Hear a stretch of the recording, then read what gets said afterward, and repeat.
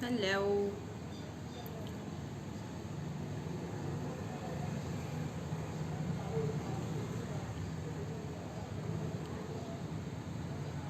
Hello hello hello hello. 6 बज गए हैं।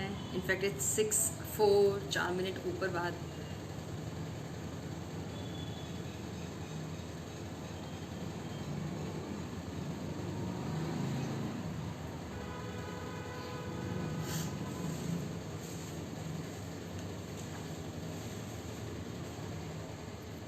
सो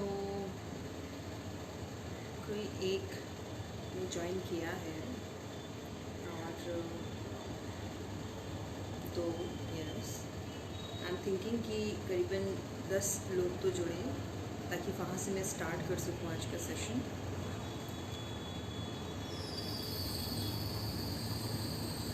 इस Momin, Mister Momin, hi, hello. Where are you from? कहाँ से हो आप? Hello Mister Momin, where are you from? Shivangi this side.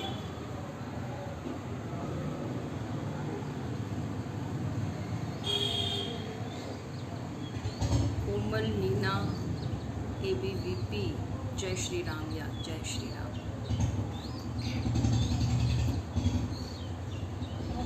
Meghalaya, ओह हाय, मेघालय से हो आप? Oh really good. मैं विज़िट करूँगी मेघालय बहुत जल्द। मुझे आना है वहाँ और in fact the complete north east I will cover soon. So Hussain Khan ji भी जुड़ गए हैं। हेलो हुसैन जी, कैसे हो आप? कैसा चल रहा है सब कुछ? आपका और मेरा तो पुराना रिश्ता है, नौकरी वाला रिश्ता है। कुछ लोग जुड़ने लगे हैं। Really good. Vivek, Vicky, hello, hi. So आज का पर्पज़ ये है कि it's been a long time, बहुत दिन हो गए थे आप लोगों के साथ जो है मिले हुए, और सोचा कि एक लाइव सेशन ले लिया जाता है। आज बैठ लेती हूँ आप लोगों के साथ में, चाय पीते पीते, चाय पे चर्चा हो जाएगी। Most welcome my dear. And आप कैसे हो? यस यस, मैं बहुत अच्छी हूँ, थैंक यू सो मच। और आपका भी राजस्थान में वेलकम है। I am from Rajasthan and I am Shivangi Singh Sikarwar. You know, आप लोग जो भी जुड़ रहे हैं आप लोग सभी जानते हैं। और मैं कवियत्री हूँ और कुछ कुछ कहानियाँ लिख लेती हूँ, पढ़ लेती हूँ। ऐसे ही कुछ कुछ कविताएं लिख लेती हूँ, पढ़ लेती हूँ, मंच पे आप लोगों को सुना देती हूँ। और इसी सिलसिले में जो है मैं कभी कभी लाइव सेशंस भी ले लेती हूँ। आप लोगों का रिस्पॉन्ड अच्छा रहता है हमेशा। मंगल सिंह जी जुड़ गए हैं, जय श्री राम, प्रणाम मंगल सिंह जी। आप हमेशा मेरा साथ देते हैं, सो वेलकम। आप सभी का स्वागत है, पर आपका विशेषकर आभार और स्वागत है। Vivek, Vicky, you are pretty, thank you so much. Thanks a lot Vivek. So आज का पर्पज़ है, अब हम नेक्स्ट डिस्कशन पे चलते हैं कि पर्पज़ क्या है आज का। इस लाइव सेशन का जो पर्पज़ है वो ये है कि आपको कुछ कहानियाँ सुनानी है मुझे। वो कुछ कहानियाँ जो मैंने लिखी हैं वो मैंने अपनी एक्सपीरियंस, जो मेरे लाइफ में एक्सपीरियंस होता है, मैं उन पे वो कहानियाँ लिखती हूँ। और कुछ पढ़ती रहती हूँ, तो कुछ जो पीछे जो और बाकियों की जो कहानियाँ हैं, उनके जो एक्सपीरियंस हैं उन पे कहानियाँ लिखती हूँ। तो ऐसे करके बहुत सारी कहानी मेरे पास इकट्ठी हो गई इन दिनों, क्योंकि लॉकडाउन चल रहा है। आप लोगों को पता है, आप सभी को, कि लॉकडाउन में घर पे बैठे बैठे जो जो राइटर है, जिनका लिखने का काम है, उनके मन में बहुत सारे ऐसे विचार आए, बहुत सारे ऐसे एक्सपीरियंस हुए, उन्होंने नोट डाउन किए और वो लिखते चले गए। तो उनमें से मैं हूँ, बहुत सारी चीज़ें मैंने लिखी हैं। तो सोचा आज कुछ इस तरीके का एक सेशन ले लेते हैं, उसमें मैं अपने अनुभव आप लोगों से शेयर करूँगी और मैं चाहती हूँ कि आप लोग भी अपने अनुभव मुझसे शेयर करें। आप मुझे कमेंट करें, आप मुझे बता दें कि क्या है क्या नहीं है। इनफैक्ट आपके कुछ ऐसा अनुभव है जिसको आप मुझसे शेयर करना चाहते हैं तो आप मुझे डायरेक्ट मैसेज पे भी वो शेयर कर सकते हैं। उस पर अगर मैं कुछ कहानी लिख सकती हूँ इस तरीके का कुछ, मैं तो मैं बिल्कुल लिखूँगी और उसको अगले सेशन में ट्राई करूँगी कि आप लोगों तक पहुँचाऊँ, फिर कुछ अच्छा सुना सकूँ आप लोगों को। कोमल मीना जी पूछ रहे हैं 12 से हो। यस, मैं 12 से हूँ। मैं 12 इनफैक्ट मैं हाड़ौती से बिलोंग करती हूँ। 12 राजस्थान, कोटा सब कुछ है। मेरे फादर इनफैक्ट 12 में जो है मेरे फादर की पोस्टिंग है, तो हम लोग इसलिए 12 में एक लंबे अरसे से रह रहे हैं। और यस, अगर 12 से आप हो तो बिल्कुल आप जानते होगे मेरे फादर को, मुझे भी आप जानते होगे। और प्रेम सिंह जी, टी विद पकौड़ा श्री गंगानगर में वेदर बहुत अच्छा है। प्रेम सिंह जी बोल रहे हैं टी विद पकौड़ा। पकौड़ा नहीं है, आई हैव ओनली टी। और गंगानगर में बिल्कुल 12 इस साइड भी, हाड़ौती साइड भी जो है वो मानसून आ गया है, तो मौसम बहुत अच्छा है। और थोड़ी सी उमस रहती है मानसून के दौरान, तो वो तो है ही, बट स्टिल मौसम अच्छा है। कहानी स्टार्ट कर दी जाए या फिर थोड़ा सा और वेट कर लिया जाए? अगर आप लोगों के कुछ सवाल है या कुछ है तो आप लोग प्लीज़ रख सकते हो, यहाँ पे कुछ भी शेयर कर सकते हो। और अदरवाइज़ मैं कहानी स्टार्ट करती हूँ। एक मेरे पास बहुत अच्छी एक स्टोरी है, सबसे पहले उससे स्टार्ट करती हूँ। वो स्टोरी है ग्रीस जो जगह है, वहाँ पे एक फ़िलासफ़र हुए, उनका नाम हुआ बायस। उनको बायस के नाम से जाना गया। वो एक फ़िलासफ़र थे, उन्होंने बहुत अच्छी अच्छी फ़िलासफ़ीज़ दी हैं। रिसेंटली मैंने उनकी एक बुक पढ़ी, तो वहाँ से कुछ स्टोरीज़ जो है मेरे पास में उनकी कलेक्ट हुई, उनकी मैंने पढ़ी। तो मुझे जो वो स्टोरीज़ थी, तो वो मुझे लगा कि आप लोगों से मुझे शेयर ज़रूर करना चाहिए। और बिकॉज़ आज का जो सेशन है, इसका जो टॉपिक है, वो भी टॉपिक जो मैंने दिया है वो यही है कि अंदर ध्यान बाहर प्रेम। ये टॉपिक कैसे मैं कहानियों से रिलेट कर दूंगी, बिल्कुल आप लोग मुझसे बने रहिए, मेरे साथ जुड़े रहिए, तो मैं बिल्कुल आपको बताती हूँ। और कुछ पढ़ लिया जाए। Neeraj Sahil ji, waiting for story Shivana. Yes Neeraj भाई, मैं बिल्कुल वो स्टोरी सुनाती हूँ। सो चलिए स्टार्ट करती हूँ। आज की स्टोरी क्या है? दैट स्टोरी जो है वो मैंने आपको बताया, फ़िलासफ़र ग्रीस में हुए बायस। उन फिलासफ़र का नाम था बायस, BIAS। ये जो फिलासफ़र थे ये करीबन हुए हैं 600 से 500 शताब्दी के बीच की बात है। ये उस समय पे वो वहाँ पे हुआ करते थे, जब राजा, हमारे यहाँ पर भी सब जगह जो है वो किंग सिस्टम जो हुआ करता था, राजा हुआ करती थी, प्रजा हुआ करती थी, इस तरीके का पूरा सिस्टम था उसमें।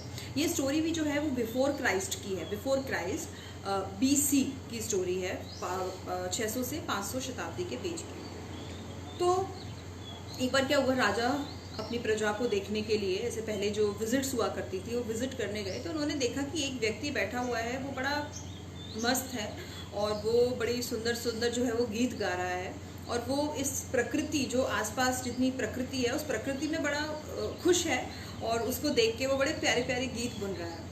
तो उन्होंने उसको एक दिन देखा, वो वापस आ गए, फिर वो दोबारा गए, 1-2 दिन बाद फिर विजिट पे गए, उन्होंने फिर देखा। ऐसे करीबन उन्होंने 10 विजिट करी, और 10 विजिट में देखा कि वो व्यक्ति इतना खुश था। राजा को ये समझ में नहीं आ रहा था कि मैं राजा हूँ लेकिन मैं इतना खुश क्यों नहीं रह पा रहा हूँ। तो राजा ने उसको बोला कि भाई तुम इतने खुश कैसे रहते हो? तो चलो, तो उन्होंने बोला कि मैं बस खुश रहता हूँ। तो उन्होंने बोला चलो आज तुम महल चलो, महल में मेरे साथ रहो और मुझे ये राज बताओ कि तुम इतने खुश कैसे रहते हो। तो वो लेके गया। राजा जो थे वो बायस को अपने, जब तक बायस फिलोसोफर, एज ए फिलोसोफर जो थे, वो उनका उस तरीके से नाम नहीं हुआ था। वो आप कहना चाहिए एक नॉर्मल गरीब टाइप के या भिखारी टाइप के आप बोल सकते हो, उस तरीके के भिखारी टाइप के थे, तब तक की स्टोरी है ये। तो राजा उनको अपने साथ महल लेकर आ गए, और महल में उन्होंने खाना वाना खिलाया, उन्होंने भरपेट खाना खाया। उसके बाद बोला आप आराम कर लो, हम सुबह इस पर चर्चा करते हैं, अभी बहुत रात हो गई। तो बायस बोले ठीक है, उन्होंने आराम किया। सुबह जब हुई तो राजा ने बायस से पूछा कि नींद कैसी आई, कैसा लगा आपको महल में सब कुछ? तो बोले ठीक लगा, अच्छा लगा, जैसा रोज़ लगता है वैसा लगा। राजा को लगा अच्छा ही भिखारी है, लेकिन इसका एटीट्यूड देखो कि इसको महल में आकर भी जैसा लगता है वैसा ही लगा, कोई चेंजेस नहीं है इसके अंदर। फिर राजा ने उनसे पूछा कि नींद कैसी आई आपको? तो बोलते हैं ठीक नींद आई, आप जैसी कुछ मेरी जैसी। तो राजा को थोड़ा अजीब लगा कि मेरी जैसी और आप, मतलब कुछ मेरी जैसी कुछ आपकी जैसी का क्या मतलब है? मेरी जैसी नींद कैसी है आप मुझे ये बताएं, और आपकी जैसी नींद कैसी है आप मुझे ये बताएं। तो उन्होंने बोला कि मेरी जैसी नींद तो ऐसी है कि जब मैं जागता हूँ उसमें भी मैं खुश रहता हूँ, और जब मैं सोता हूँ उसमें भी मैं खुश रहता हूँ, हमेशा मैं आनंद में रहता हूँ। और आप जैसी नींद वो है कि मुझे जो चिर निद्रा, जब मैं सो गया, सोने के बाद जो मुझे गहरी नींद आई, जिसमें मुझे कुछ नहीं पता है, जिसमें मैं सो चुका हूँ, उसमें जो मुझे आनंद की प्राप्ति हुई वो आपके जैसे नींद की है। क्योंकि आप जागोगे तो चिंता करोगे, और वो आनंद की प्राप्ति जो मुझे हो रही है वो आपको नहीं हो पाएगी। आपके पास बहुत कुछ है, उसको खोने की चिंता रहेगी, और जो आपके पास बहुत कुछ है वो एक ना एक दिन आपसे खोएगा ही, क्योंकि वो आपके साथ कभी नहीं जाएगा। तो राजा को बड़ी बात जो है वो अजीब लगी। राजा बोले कि कहीं ना कहीं इसकी बात में तर्क तो है, सही बात है भाई। तो उन्होंने, राजा ने बोला चलो ठीक है, और बताओ और कैसे खुश रहते हो तुम। तो उन्होंने बोला कि मेरे पास कुछ भी नहीं है, मैं बहुत खुश रहता हूँ। मेरे पास क्या है, मेरी आत्मा है, मेरे गुण हैं। मुझे ये पता है कि मैं जो हूँ, मैं अकेला आया था, अकेला जाऊँगा।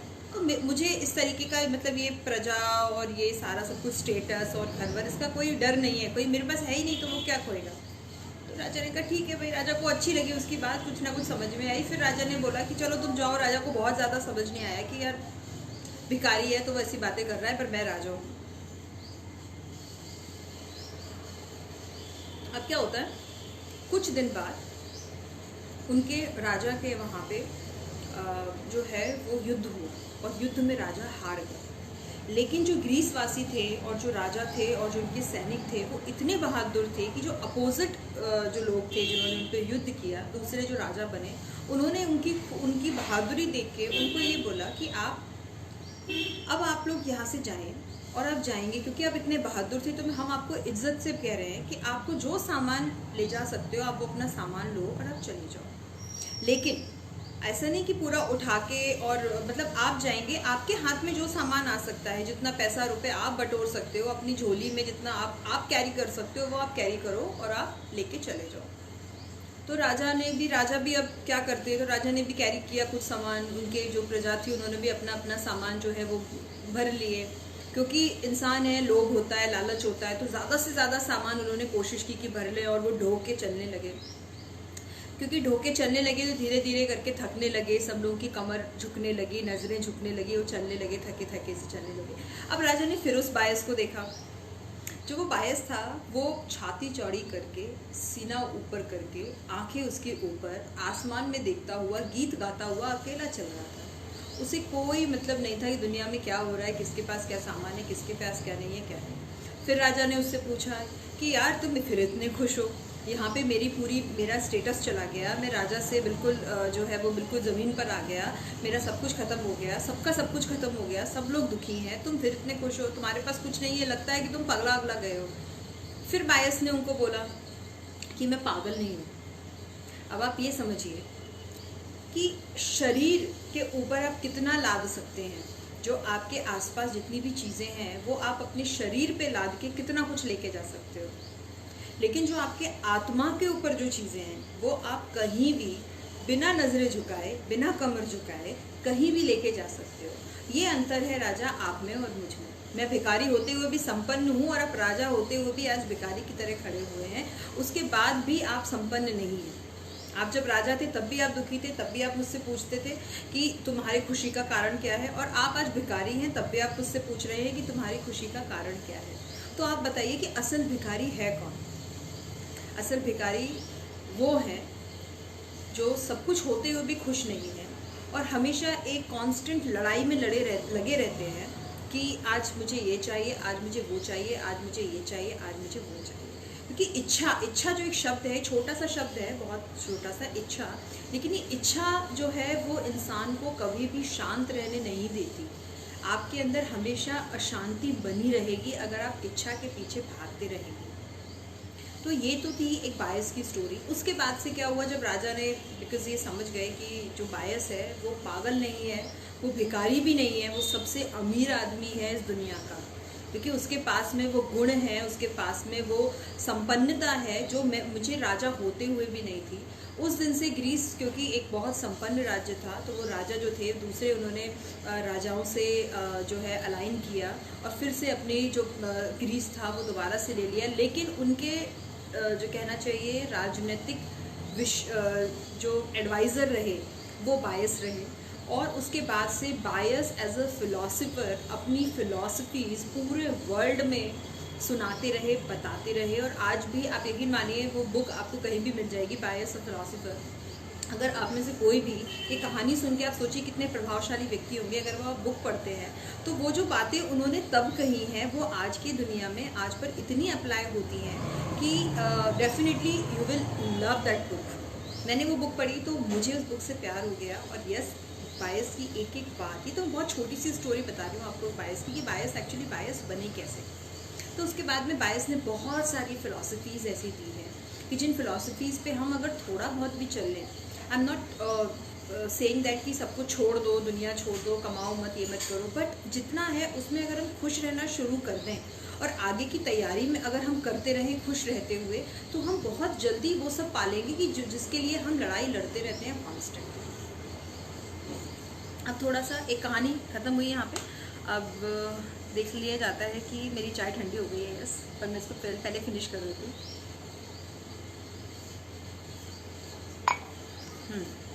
सो राम मेहता जी जुड़ गए, अच्छी जानकारी जी, thank you so much Ram ji. Vinod Dhawat, good message, thank you, thanks a lot.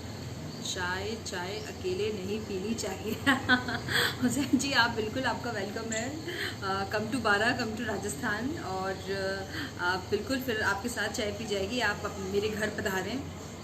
प्रेरणादायी कहानी, Mangal Singh ji thank you so much. एक छोटी सी प्रेरणा, मैं बिकॉज़ मुझे ये लगता है कि अगर इस पूरी दुनिया में कोई एक दो भी कहानी से कहीं ना कहीं प्रेरणा ले ले और उनकी भी लाइफ अगर इस कहानी से थोड़ी बहुत भी कुछ चेंज आ जाए, अगर लाइफ में जो भागती दौड़ती ज़िंदगी है उसमें थोड़ा बहुत भी अगर कहीं चेंज आ जाए, थोड़ी बहुत भी शांति आ जाए, तो ये मेरे लिए एक बहुत बड़ी कहना चाहिए उपलब्धि होगी। Yes, so first of all कि ये जो एक पूरा माहौल चल रहा है, आगे कहानी से बढ़ने से पहले मैं कुछ पूछना चाहूँगी आप लोगों से कि आप लोगों ने वैक्सीन लगवाई है कि नहीं लगवाई है। मुझे कुछ लोगों का तो पता है, लिस्ट में से राम जी ने वैक्सीन लगवा ली है, और थैंक्स टू कहना चाहिए कि सरकार, गॉड, या कुछ भी बोल दो आप, डॉक्टर्स या किसी के भी इस पर बोल दो कि मुझे भी वैक्सीन लग गई है। 18+ जो अब जो है वो वैक्सीन लग रही हैं, तो फाइनली मैं भी वैक्सीनेटेड हूँ। और यकीन मानिए जो भी लोग आज जुड़े हुए हैं उनको भी मैसेज देना चाहूँगी, और आगे चल के वो भी जो भी ये वीडियो देखेंगे, कि वैक्सीन बहुत बहुत ज़रूरी है। वैक्सीन ज़रूर लगवाएं, वैक्सीन से कोई भी ना डरे, वैक्सीन की कोई भी जो मिथ मार्केट में फैली हुई है उन मिथ्स पे ना जाएं। और एक बहुत बड़ी जो मैंने नोटिस किया, जिस क्षेत्र में मैं यहाँ पे रह रही हूँ उधर 1-2 डेथ हुई वैक्सीन लगने के बाद। ये बहुत बड़ी जानकारी है और ये बहुत इंपॉर्टेंट है सभी के लिए। तो एक ये जो मिथ क्रिएट हो गया, लोगों के अंदर एक डर लग गया कि भाई वैक्सीन लगने के बाद में जो है वो डेथ्स हो रही हैं या फिर उसके साइड इफ़ेक्ट्स भी हो रहे हैं। तो अगर आपको डायबिटीज़ है, आपको ब्लड प्रेशर है, या आपको कोई भी ऐसी समस्या है जो कि आजकल रेगुलर समस्याएं बन गई हैं, जिनको बोलते हैं लाइफस्टाइल डिसीज़, जिनको नाम दिया गया है, अगर कोई भी ऐसी लाइफस्टाइल डिसीज़ आप उससे ग्रस्त हैं, तो पहले तो अपना वो चेक करवा लीजिए, डॉक्टर से कंसल्ट कर लीजिए। सबसे पहली चीज़ कि मैं वैक्सीन लगवाऊँ या नहीं लगवाऊँ। और आपके डॉक्टर अगर बोलते हैं कि आप वैक्सीन लगवा सकते हो, तो वैक्सीन लगने के बाद में बुखार आएगा डेफिनेटली, अगर नहीं आता है तो बहुत अच्छी बात है। सिर दर्द होगा, नहीं होता है बहुत अच्छी बात है। बॉडी एक होता है, नहीं होता है बहुत अच्छी बात है।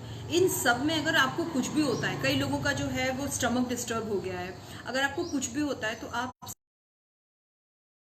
डिस्टर्ब हुआ, बट इट्स ओके। हाँ, तो मैं कहाँ थी कि अगर आपको कुछ भी प्रॉब्लम होती है वैक्सीन के बाद में, तो आप लोग, अगर आपको बुखार आता है, कुछ भी होता है, बॉडी एक होता है, सिर दर्द होता है, आप सिर्फ नॉर्मल क्रोसिन लीजिए या पैरासीटामोल लीजिए। ये हाईली कहना चाहिए, जो लोग डॉक्टर्स हैं वो भी सिर्फ ये बोलते हैं, गलती से भी, भूल के भी, कोई भी अगर कोई और मेडिसिन लेते हैं तो डॉक्टर से कंसल्ट करके लीजिएगा। और जो ड्रिप होती है, जो कई लोग जो बॉटल्स ड्रिप चढ़वा लेते हैं कि जल्दी बुखार ठीक हो जाएगा, ये हो जाएगा, वो नहीं करना है।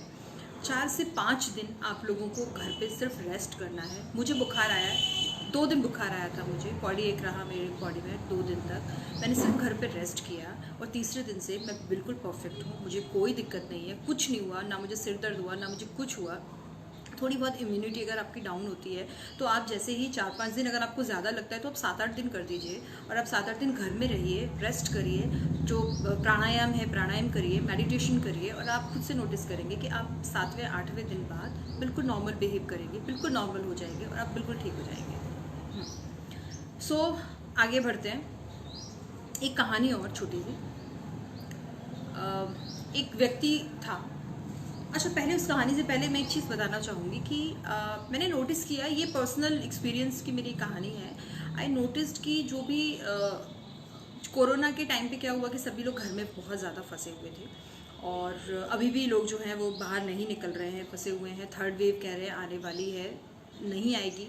हम पूरा सभी विश करते हैं, अभी होप करते हैं कि वो ना आए, सब कुछ ठीक हो जाए। जैसे अब धीरे धीरे खुलने लगा है, सब कुछ खुल जाए। तो इस बीच में क्या हुआ कि लोगों की प्रोडक्टिविटी जो थी घर में रहते रहते, जैसे जो लोग ऑफिस जाते थे या फिर जो लोग बहुत बाहर रहते थे, उनको बड़ी प्रॉब्लम्स हो रही हैं, वो घर में सब रह रहे हैं। तो आई सजेस्ट कि ये भी कहानी मान लीजिए आप, मैं एक्सपीरियंस के तौर पे बोल रही हूँ। एक चीज़, एक वर्ड आपने एक लाइन सुनी होगी, बचपन से हम लोग सुनते हुए आ रहे हैं कि खाली दिमाग शैतान का घर। सो आई सजेस्ट हियर कि खाली दिमाग शैतान का घर ही होता है। यस, ये कहानी बिल्कुल सही है। और अगर आप दिमाग में कुछ भी भरेंगे, यानी कि आप दिमाग को कहीं ना कहीं बिजी रखेंगे, तो वो देवता का घर भी बन सकता है या देवता का मंदिर भी बन सकता है। तो हमारे पास दो ऑप्शन है, खाली दिमाग शैतान का घर, और दूसरा ऑप्शन है कि भरा हुआ दिमाग, बिजी दिमाग, देवता का मंदिर। सो हम लोग चाहते क्या है? आप घर में रहते हैं, आप कुछ भी एक्टिविटी करिए, घर पे रहिए, आप गार्डनिंग कर सकते हैं। एक बहुत अच्छी एक चीज़ थी कि अगर आप घर में हैं तो जो आप बच्चे बन जाओ, जो पुराने काम जो हम बचपन में करते थे वो आप करने लगो। अपनी फैमिली के साथ में लूडो खेलो। मैंने अपनी फैमिली के साथ में बहुत लूडो खेला, मैंने अपनी फैमिली के साथ में कैरम खेला, हम लोगों ने बहुत गप्पे मारी। इस तरीके से बहुत सारी चीज़, जैसे जो पेंटिंग या किसी चीज़ का शौक हुआ करता था, जो बीच में कहीं ख़त्म हो गया था जॉब में, और कहीं ना कहीं लाइफ में इतने व्यस्त हो गए थे, उसको दोबारा से करना शुरू कर दिया। उसको कुछ बहुत सारी कुछ पॉट्स मैंने बनाए हैं, उसके वीडियोस बनाऊंगी, मैं ज़रूर शेयर करूंगी फेसबुक पे हर जगह। तो कुछ पॉट्स मैंने बनाए, कुछ पेंट उनको किया, कुछ स्केचेस करने लगी, क्योंकि मैं लिखती हूँ, राइटर हूँ, तो मैंने अपना काफ़ी टाइम लिखने को दिया, एक बहुत अच्छा एम्पल टाइम मुझे लिखने में मिला। तो ये सब मैं इसलिए शेयर कर रही हूँ कि भाई लोग जो है वो बहुत डिप्रेस सी चीज़ें हो रही हैं। कई मेरे पास मैसेजेस भी आए थे कि आई एम इन डिप्रेशन, में क्या करूँ, ये है वो है। सो आई एम सजेस्टिंग कि भाई डिप्रेशन कर मतलब लाइक लाने की या फिर ये सब सोचने की अब सब खत्म हो जाएगा, दुनिया खत्म हो जाएगी, इट्स नॉट दैट ईजी। दुनिया इतनी आसानी से ख़त्म नहीं होगी, और इतना कुछ नहीं हुआ है। कोरोना आया है, ठीक है, उसको बस उसको उस वे में लीजिए। अगर हम सोचेंगे कि एक कहते हैं ना कि जो होता है हवा बनाना, काइंड ऑफ जो वर्ड्स हमारे घर में यूज़ होते हैं, ये हमने सोच लिया, मन का भूत, यस द वर्ड इज मन का भूत, कि जो भूत होता है वो मन से बनता है। अगर हम सोचने की कुछ नहीं है तो कुछ नहीं दिखेगा, और हम सोचने की यहाँ भूत है तो हमें भूत दिखेगा। तो कोरोना को हम ऐसे ही ट्रीट करें कि कोरोना है लेकिन नहीं है, यानी कि मतलब ऐसा नहीं करना है कि कोरोना है में ये समझना है कि हमें बाहर जाना है तो सारे प्रिकॉशंस लेके जाने हैं, और नहीं है में हमें ये समझना है कि हमें डिप्रेस्ड नहीं होना है। हमें इस तरीके से इस चीज़ को नहीं लेना है कि अब दुनिया ख़त्म हो जाएगी, ये हो जाएगा वो हो जाएगा, कुछ नहीं होगा, सब कुछ बहुत अच्छा रहेगा। बी पॉजिटिव, और कोरोना पॉजिटिव नहीं होना है, लेकिन थिंकिंग में पॉजिटिव रहना है। ओके, सो किसी को कुछ बोलना है तो बोल सकते हैं, मैसेज कोई करना चाहते हैं तो कर सकते हैं, कोई अपना अगर किसी को शेयर करना है तो आप लोग वो भी शेयर कर सकते हैं, कुछ कहानी या कुछ भी इस तरीके का, कुछ अपना एक्सपीरियंस।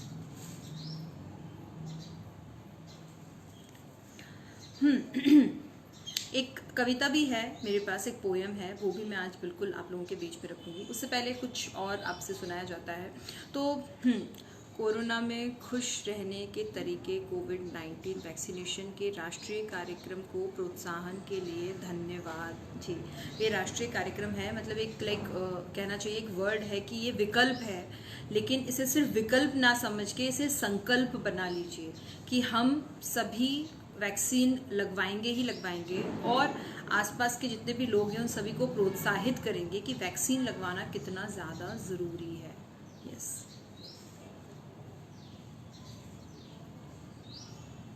तो हाँ, एक और कहानी है मेरे पास छोटी सी, कि एक आदमी था, जो एक गांव में एक बंदा था।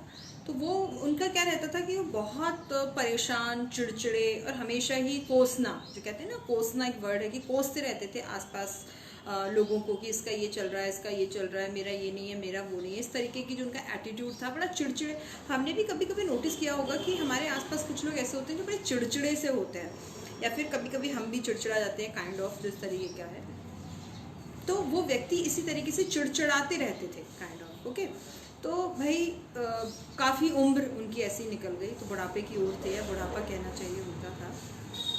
एक दिन अचानक से क्या हुआ कि वो खुश रहने लगे, और वो इतने खुश रहने लगे, कोई भी जा रहा है तो सबको टोक रहे हैं और भाई कैसे हो, खुश रह रहे हैं, हमेशा स्माइलिंग फेस है उनका।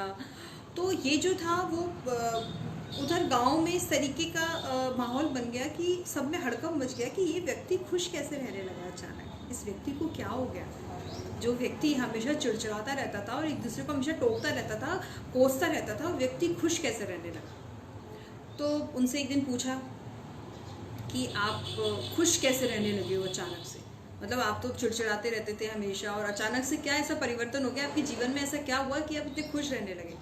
तो उन्होंने बताया कि मैंने हमेशा, मेरा बुढ़ापा आ गया, मैं हमेशा क्या खुशी ढूंढता रहा, मैं हमेशा ये सोचता था, मतलब मैं शांति ढूंढ रहा था, मैं इतना अशांत था कि हमेशा शांति ढूंढता रहता था कि मेरे आसपास सब कुछ शांति थी, बहुत सारे दुख थे, बहुत सारी प्रॉब्लम्स थी, कभी मेरा बच्चा कुछ बीमार पड़ गया, कभी कुछ हो गया, कभी मेरी बीवी कुछ हो गई, इस तरीके का माहौल, क्योंकि हमारे घर में सभी के में यही माहौल रहता है, कुछ ना कुछ प्रॉब्लम्स हम हमेशा फेस करते हैं। पर्सनली हम प्रॉब्लम्स फेस कर रहे होते हैं, या फिर हम प्रोफेशनली जो है कोई प्रॉब्लम होती है उसको हम फेस कर रहे होते हैं। तो अचानक से क्या हुआ कि वो उन्होंने जैसा बताया कि उन्होंने सब कुछ एक्सेप्ट कर लिया। कैसे एक्सेप्ट कर लिया कि जो अशांति थी उसमें उन्होंने बोला कि ये अशांति ही मेरा जीवन है, मुझे तो ऐसे ही अशांति रहना है, मुझे ऐसे ही रहना है, ये सब ऐसा ही रहेगा। और जैसे ही उन्होंने ये सोच लिया कि ये सब ऐसा ही रहेगा, सब कुछ ऐसा ही रहेगा, वैसे ही वहाँ पे फुल स्टॉप लग गया उनकी अशांति को, और वो शांत रहने लगे, यानी कि वो खुश रहने लगे। तो ये एक हमेशा कई बार जो बात होती है, ये बोला जाता है कि हालातों से समझौता कर लीजिए। मैं कहती हूँ उसमें कि हालातों से समझौता करने की ज़रूरत नहीं है, उन हालातों में थोड़ी देर के लिए शांत रह के ये सोचना बहुत ज़रूरी है कि अब क्या किया जाए, कैसे ये हालात परिवर्तित किए जाएं। अगर हम उन हालातों में हमेशा चिड़चिड़ाते रहेंगे और उन हालातों को हमेशा कोसते रहेंगे तो वो हालात कभी बदलेंगे नहीं, वो कभी चेंज नहीं होंगे। यानी कि घर में कभी कोई सिचुएशन है, अगर हम उस सिचुएशन में एक दूसरे पे इल्ज़ाम लगाते रहेंगे और हमेशा चिड़चिड़ाते रहेंगे, लड़ाई करते रहेंगे, तो वो कभी चेंज नहीं होगी, वो हमेशा एक विशेष साइकिल बन जाएगी और हमेशा होती रहेगी, और चेंज उस साइकिल में हम फंसे रहेंगे। तो हमें करना क्या है कि उधर शांत हो जाना है, वहाँ पे शांति से रुक जाना है, मतलब वहाँ ठहर जाना है, फुल स्टॉप लगा देना है उस अशांति को, और आप खुद नोटिस करोगे कि वो जो आपकी लाइफ की दुख था या अशांति थी या प्रॉब्लम्स थी या लड़ाई थी, वो अपने आप कन्वर्ट हो जाएगी सुख में, शांति में। जो आपकी लड़ाइयाँ थी वो अपने आप चेंज होने लगेंगी, सुलह होने लगेंगी, और जो सौहार्द का माहौल है, जिसको हम लोग सभी लोग, इस पर हम सभी का हक है, या हम सभी जिसको कहना चाहिए कि बिलोंग करते हैं, वो सभी कुछ हमको वापस से मिलने लगेगा। तो ये कुछ एक ऐसी चीज़ें हैं दोस्तों जो मैं आज मैं आप लोगों से सिर्फ इसलिए शेयर कर रही हूँ कि मुझे लगता है कि कहीं ना कहीं हमें पता सब कुछ होता है। कई बार मेरे साथ भी ऐसा होता है कि मुझे पता सब कुछ है, ये जो मैं आपसे शेयर कर रही हूँ मुझे पता सब कुछ है, लेकिन अगर मेरी मम्मा से मैं डिस्कस करूँगी तो वो मुझे ये चीज़ पलट के बता देंगी, या मेरी जो बेस्ट फ्रेंड है उससे डिस्कस करूँगी, वो मुझे पलट के ये बता देंगी, तो मुझे क्या लगता है कि नहीं, I am good, I am right, ये बात सही है। तो एक कहना चाहिए जो पुश मिल जाता है। काउंसलर्स जो आजकल इतने जो मार्केट में इतना इन है काउंसलिंग, वो क्यों है? वो इसीलिए है कि आपको लाइफ में पुश मिल जाता है बस। सो मैं आपको ये सजेस्ट नहीं कर रही हूँ काउंसलर्स के पास जाइए, बस मैं यहाँ पे बैठी हुई हूँ, ये बता रही हूँ आपको कि आपको मैं पुश देना चाहती हूँ आपकी लाइफ में, कि आपको लगे कि नहीं सब कुछ ठीक है। और कभी आपको अगर मेरी कोई भी सलाह आपकी परिस्थिति में याद आ जाए, सो ये मेरे लिए बहुत एक उपलब्धि होगी। यस, मुझे बहुत अच्छा लगेगा कि इसमें किसी के काम आ सकी, किसी की लाइफ चेंज कर सकी, या किसी को मेरी उस जगह पे वो सलाह याद रह गई। क्योंकि आप इनफैक्ट मैं आप लोगों को ये भी कहना चाहूँगी कि परिवार में और दोस्तों में, आसपास आस पड़ोस जो हमारे होते हैं, नेबर होते हैं, वहाँ पे, और आपका जो भी सर्किल होता है वहाँ पे, कुछ भी आपकी लाइफ में अच्छा हुआ हो, या फिर कुछ भी ऐसा कि जो एक बहुत बैड पीरियड था और आप उससे उभरे और आपने उसको चेंज कर दिया, अच्छी लाइफ में आप लेकर आ गए, तो ऐसे एक्सपीरियंस आप शेयर करा करिए।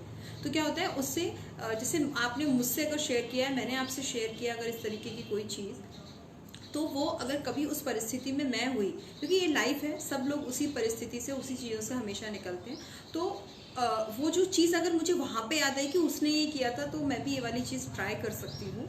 तो अगर उसमें मुझे फ़ायदा हो गया तो एक बहुत बड़ी उपलब्धि होती है ये आपस की, क्योंकि अगर यही माहौल हम बना के चलेंगे, अपनी अच्छी चीज़ें शेयर एक दूसरे से करते रहेंगे, तो क्या होगा कि एक बहुत अच्छे समाज का निर्माण हम कर पाएंगे। और बहुत एक अच्छा समाज, बड़ा सौहार्द भरा समाज, और जो कहना चाहिए एक अच्छी सोसाइटी के हम तैयार कर पाएंगे अपने लिए और अपने पीछे जो अपनी जनरेशन्स अभी आ रही हैं उनके लिए। क्योंकि अभी जो जनरेशन्स आ रही हैं, जो मैं अपने घर में भी जनरेशन्स देख रही हूँ, वो बहुत अलग हैं हम लोगों से। हम लोग जो हमारा जो फेज़ था, वो कहना चाहिए एक तरीके से ट्रांजिशन फेज़ के हम लोग थे, तो ना बहुत पुराने हैं ना बिल्कुल नए हैं। तो जो नए आ रहे हैं वो काफ़ी नए हैं, तो उनको ये एक्सपीरियंस बता के और उनको एक अच्छी सोसाइटी देना कहीं ना कहीं हमारा ये भी एक रिस्पॉन्सिबिलिटी है, कहीं ना कहीं कर्तव्य बनता है।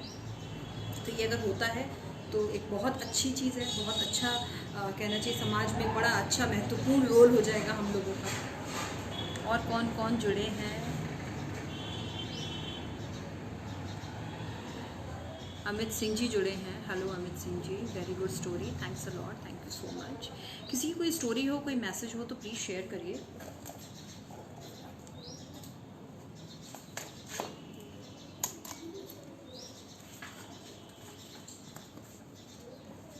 एक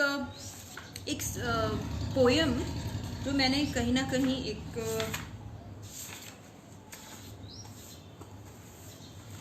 उन चीज़ों पे फोकस करके एक पोयम मैंने लिखी थी कि जो हमारे आसपास हैं और जो हमें पैदा होते ही मिल जाती हैं, लेकिन उनको शायद हम रियलाइज़ नहीं कर पाते, क्योंकि हम जो है वो मटेरियलिस्टिक चीज़ों में हमेशा दौड़ते रहते हैं।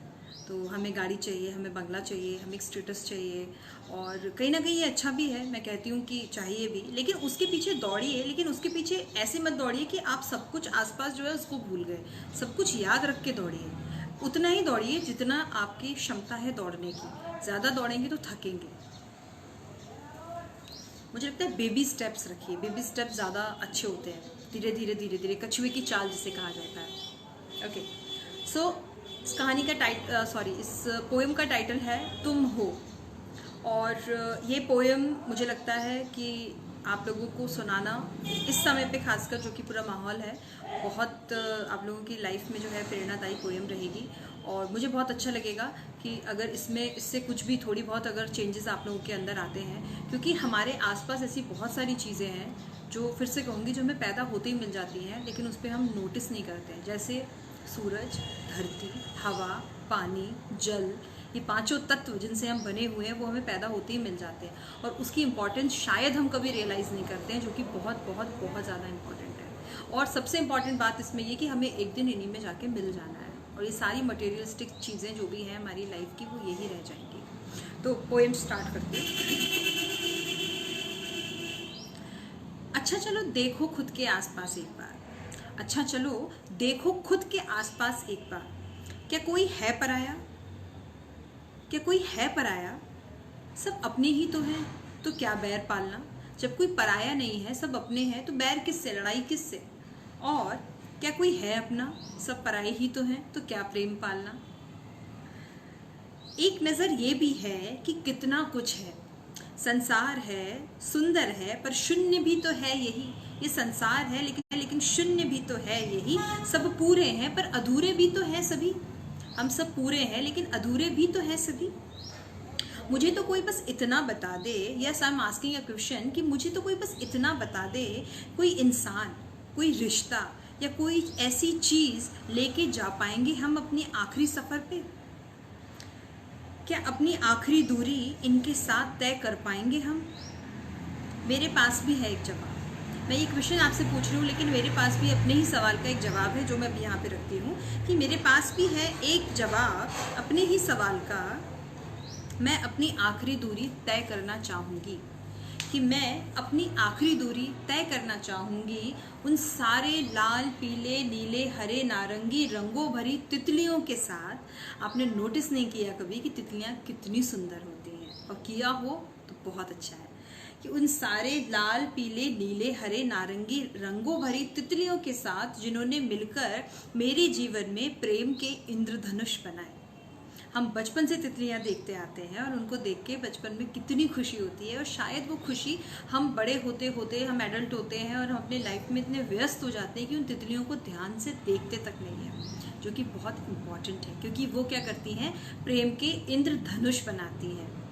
उन सारी लाल, पीले, नीले, हरे, नारंगी रंगों भरी तितलियों के साथ जिन्होंने मिलके मेरे जीवन में प्रेम के इंद्रधनुष बनाए, उस बहते हुए पानी की छुअन को, उस बहते हुए पानी की छुअन को जिसे छूकर अपनी रूह को छू सकी। कभी छोटे बच्चे को देखा है वो पानी में किस तरीके से खेलता है? वो एक बाल्टी, एक टब में वो पानी में खेलने के लिए अपनी माँ से लड़ जाता है, सबसे लड़ जाता है, और एक पानी और एक टब के किनारे बैठ के अपना पूरा पूरा दिन छप छप छप छप जिसे बच्चे बोलते हैं, वो करते करते पूरी दिन निकाल देता है। तो वो जो छप छप हमने अपने बचपन में की है, आज हम इतने व्यस्त हो गए हैं कि हम जाते हैं और 5 मिनट भी नहीं लगते हमको, फटाफट नहा के वापस आ जाते हैं। पानी कहीं पे अगर वेस्ट हो रहा है तो हम उसको कोई नोटिस नहीं करते हैं, हम सोचते हैं हमने ठीक कर लिया, हमारा पानी तो नहीं बह रहा, ख़त्म करो टॉपिक। लेकिन नहीं, ये टॉपिक बहुत बड़ा है। तो इसको रखती हूँ कि उस बहते हुए पानी की छुअन को जिसे छूकर अपनी रूह को छू सकी। सूरज की वो हर किरण, सूरज की वो हर किरण जो मुझसे और तुमसे, जो मुझसे और तुमसे टकरा कर कहती है कि तुम हो, कि तुम हो, कि तुम हो। सूरज की वो किरण जो मुझसे, बचपन में सूरज की किरण कितनी सुंदर लगती है, सुबह होने का कितना इंतज़ार किया जाता है कि हम खेलने जाएंगे, हम ये करेंगे, हम वो करेंगे, अपने दोस्तों का इंतज़ार किया जाता है, और फिर से हम बड़े होते हैं और धीरे धीरे धीरे धीरे सब चेंज हो जाता है। तो वो सूरज की किरण जो है वो आपके साथ कोई हो या ना हो, कैसी भी परिस्थिति हो, आप सूरज के सामने जाके खड़े होइए, वो आपके साथ हमेशा है, और उसकी हर किरण आपसे टकरा के आपको बताती है कि आपका अस्तित्व है और आपकी महत्वपूर्णता इस संसार में उतनी ही है जितनी कि किसी और की आप समझते हैं। आप उतने ही महत्वपूर्ण हैं जितना कि आप समझते हैं कि कोई और है। सो गाइस, डिप्रेस कभी नहीं होना है, कभी भी अपनी लाइफ में ये नहीं सोचना है कि आपके जीवन का कोई महत्व नहीं है, कभी भी ये नहीं सोचना है कि आप महत्वपूर्ण नहीं हो। कोई ना कोई, हर व्यक्ति किसी ना किसी काम के लिए ज़रूर बना है, और अगर हमने इंसानी जन्म लिया है और हम धरती पे अगर हैं और यहाँ पे बिलोंग करते हैं अगर, इसका मतलब हमारा कोई ना कोई उद्देश्य ज़रूर है। बस अंतर इतना है, किसी को ये उद्देश्य जल्दी पता पड़ता है, किसी को लेट पता पड़ता है, किसी को थोड़ा जल्दी पता पड़ जाता है, किसी को और थोड़ा लेट पता पड़ता है, लेकिन होता ज़रूर है। तो एक छोटी सी कहानी, ये प्रेरणादायी कहानी सिर्फ इसलिए, मैं जब भी मुझे लगता है कि कहीं पे भी, थोड़ा बाहर से शोर है, कहीं पर भी मुझे ऐसा लगता है कि मैं अशांत फील कर रही हूँ या फिर मेरी लाइफ में कुछ ठीक नहीं हो रहा है, तो मैं ये कहानी ज़रूर, अपनी ये कविता दोबारा एक बार रीड आउट कर लेती हूँ, खुद को सुना देती हूँ, खुद से समझ जाती हूँ कि नहीं, अशांत होने की ज़रूरत नहीं है, जो है उसे एक्सेप्ट करूँ और शांति अपने आप आ जाएगी, अपने आप लाइफ चेंज हो जाएगी। सो देवेंद्र सिंह जी जुड़ गए हैं, क्या बात है, great going, thank you so much, thanks a lot Devendra ji. काफ़ी लोग जुड़े हुए हैं, ठीक है। तो अब आते हैं टॉपिक पे। कुछ कुछ कहानियाँ सुनाई, एक कविता मैंने आपसे शेयर की जो मुझे लगा कि शेयर करना चाहिए आज के इस माहौल के अंदर। थोड़ा समय अगर आपने थोड़ा सा भी इन कहानियों को कहीं ना कहीं अगर आपने ध्यान से सुना हुआ है, आपको लगा हो कि हाँ ये कहानियाँ जो है ये प्रेरणादायी हैं, तो मुझे लगता है कि आपकी लाइफ में जब भी कोई ऐसी परिस्थिति बनेगी तो आपको एक कहानी ज़रूर याद आएगी, आपको जब भी कहानी या कविता ज़रूर याद आएगी और आपकी वो परिस्थिति फटाफट से चेंज हो जाएगी और सब कुछ नॉर्मल हो जाएगा लाइफ में जैसा कि चल रहा था। टॉपिक आज की जो इस सेशन का टॉपिक था, अंदर ध्यान बाहर प्रेम। ये टॉपिक इसलिए रखा गया कि मैं आपसे एक बहुत अच्छा एक्सपीरियंस अपना शेयर करने वाली हूँ। उस एक्सपीरियंस में ये है कि कुछ लोग कहते हैं कि ध्यान से क्या होता है, मेडिटेशन ये सब बेकार है या जो भी कुछ है। मैं उन सभी को ये बताना चाहूँगी कि मेडिटेशन कितना इम्पॉर्टेंट है। अपने एक्सपीरियंस के साथ में जब आप ध्यान करते हो या आप मेडिटेशन करते हो या योग करते हो या कुछ भी ऐसी एक्टिविटी करते हो जो कि आपकी बॉडी पे डायरेक्ट काम कर रही है, उससे क्या होता है कि आपकी बॉडी आपकी सोल से, आपकी बॉडी, आपकी माइंड, आपका दिमाग और आपकी सोल, आपकी आत्मा एक अलाइन, एक साथ तीनों लाइन में आती हैं। और वो जब तीनों लाइन में आती हैं, जब वो तीनों लाइन में आती हैं, तो आपकी जो सोच है, जो आप सोचते हो या आप जो भी काम करने चलते हो, उसमें आपकी बॉडी, आपका माइंड और आपकी सोल, वो तीनों एक अलाइन में एक साथ होके वो काम करती है। आप सोचिए, आपका दिमाग अशांत है और आप ऑफिस में बैठे हुए हैं, आपको ऑफिस का काम करना है, आप खटर पटर अपने लैपटॉप पे लगे हुए हैं, आप काम कर रहे हैं, आपका दिमाग में बहुत कुछ है, आप डिप्रेस्ड हो, आपको कुछ मन नहीं है करने का। तो जब आपका दिमाग नहीं चलेगा वहाँ पे, तो आपकी बॉडी क्या पूरा 100% दे पाएगी? नहीं देगी। ऑब्वियसली काम बिगड़ेगा, कुछ गलत मेल जाएगा, बॉस से डांट पड़ेगी, उससे फिर दिमाग खराब होगा, वो इम्पैक्ट आपकी नींद पर आएगा। आप घर पे आओगे, अपने फैमिली से झगड़ा करोगे, अपने बच्चों को डांटोगे, गुस्सा अपनी फैमिली पे निकाल दोगे, आपकी सोल डिस्टर्ब होगी, आपकी फैमिली में आपको पलट के कोई जवाब देगा, कुछ ना कुछ ऐसी बात आपकी लाइफ में हो जाएगी जिससे आपकी सोल डिस्टर्ब हो जाएगी। तीनों डिस्टर्ब हो गए। तीन अलग अलग हमारी तीन चीज़ें हैं, वो तीनों जब एक साथ काम नहीं करेंगी तो कोई भी काम जो है जिसमें आप 100% दे सकते थे, वो 100% आप नहीं दोगे तो वो काम 100% रिटर्न आपको नहीं देगा। उसके लिए ध्यान बहुत ज़रूरी है दोस्तों। ध्यान, व्यायाम बहुत बहुत ज़्यादा ज़रूरी है। अगर आप जिम भी जाते हैं, अगर आप जिम पर्सन हैं, कार्डियो करते हैं, आपको कार्डियो पसंद है, जिम पर्सन है, तो जिम जाइए, लेकिन उस जिम में अपनी सोल, अपना दिमाग, अपना माइंड पूरा उस जिम में रहना चाहिए। उस समय पे आप कुछ और मत करिए। आप ध्यान तो सबसे बेस्ट है, मेडिटेशन सबसे बेस्ट है। कुछ नहीं करना होता है, बस शांति से आलती पालती मार के आपको शांति से बैठना होता है और आपको बस अपने दिमाग में सिर्फ ये चीज़ फोकस करनी होती है कि आप क्या हो, आप क्या कर रहे हो। चीज़ें अपने आप, जब आप अपनी परेशानियों को वहाँ पे सॉल्व करने बैठते हो, आप तीनों चीज़ अपनी अलाइन एक साथ लेकर आते हो, अपना दिमाग, अपनी बॉडी और अपना सोल। अब तीनों एक साथ में जब आपके काम करती हैं तो आपकी जो भी परेशानियां हैं, जो भी प्रॉब्लम्स हैं, वो अपने आप चेंज होती चली जाती हैं। और जब वो चेंज होती चली जाती हैं तो वो काम की जो आप रिसर्च में थे, उनमें उस काम की जो तकलीफ़ें थी वो अपने आप चेंज होने लगती हैं और वो जो काम है आपका पॉजिटिव होने लगता है। और जब आप उस काम को करते हो तो 100% देते हो, तो वो आपको पूरा 100% रिटर्न देता है। ये होती है इसके पीछे की फ़िलॉसफी। ये बहुत इम्पॉर्टेंट है। ये मैंने अपने ऊपर अप्लाई करी है, काफ़ी समय से, बहुत समय से अप्लाई कर रही हूँ और मैंने नोटिस किया है कि कितना इम्पॉर्टेंट है। ये जो कॉन्फिडेंस आता है बात करने का आपसे, ये नहीं, इतना आसान नहीं होता। ये कॉन्फिडेंस इतने आसानी से नहीं आता। स्टेज पे चढ़ के बोलना इतने आसानी से नहीं आता। बहुत सारी चीज़ें ऐसी होती हैं जिसमें परिवार को समझाना मुश्किल होता है, बाहर समझाना मुश्किल होता है। ये लड़ाई इतना आसान नहीं होता, लेकिन ये लड़ाई आप तभी लड़ सकते हो जब आपकी तीनों चीज़ आपके अलाइन होंगी, एक साथ होंगी और आप उसमें 100% होंगी, तो आप हर जंग, हर लड़ाई लड़ लोगे। पहले के राजा महाराणा प्रताप की बात करते हैं। महाराणा प्रताप इस देश में कितना बड़ा नाम है। शिवाजी की बात करते हैं, इस देश में कितना बड़ा नाम है। आपको क्या लगता है, क्या ये मेडिटेशन नहीं करते थे? इनकी लड़ाई जो थी, इस तरीके से, इस हद से वो लड़ते थे, उसके पीछे कारण क्या होता था कि उनकी बॉडी, उनका दिमाग और उनकी सोच, उनकी आत्मा तीनों एक साथ काम करती थी। वो जब लड़ाई में लड़ने जाते थे, तीनों एक साथ काम करते थे, तो वो उधर 100% जीत कर आते थे। और ऐसे बहुत से कहना चाहिए लोग हैं, बहुत सी ऐसी आत्माएं हैं, बहुत से ऐसे शरीर हैं, बहुत से ऐसे नाम हैं जो सिर्फ अपना 100% देकर ही 100% रिटर्न ले लेते हैं। तो ये बहुत इम्पॉर्टेंट है। एक कोई भी ऐसी चीज़ अपनी लाइफ में आप पकड़ लीजिए। मैंने कई संगीतकारों को देखा है जो सिर्फ संगीत क्योंकि उनका मेडिटेशन है। कबीर दास जी सबसे बड़ा उदाहरण जो है, उन्होंने अपने दोहे जो लिखे हैं, उनका एक दोहा मुझे रिसेंटली मेरा पसंदीदा दोहा बन गया है, मैं बिल्कुल सुनाऊंगी, सुने आपसे। जहाँ दया तहाँ धर्म है, जहाँ दया तहाँ धर्म है, जहाँ लोभ तहाँ पाप, जहाँ लोभ तहाँ पाप, जहाँ क्रोध तहाँ काल है, जहाँ क्रोध तहाँ काल है, जहाँ क्षमा तहाँ आप, जहाँ क्षमा तहाँ आप, जहाँ पे क्षमा है वहाँ पे आप है। तो आपने सोचा होगा कितना सिंपल भाषा में कबीर दास जी ने अपना ये जो दोहा लिखा है। वो दोहा जो उनके लिए था वो एक तरीके से उनका मेडिटेशन हुआ करते थे, दोहे लिखना।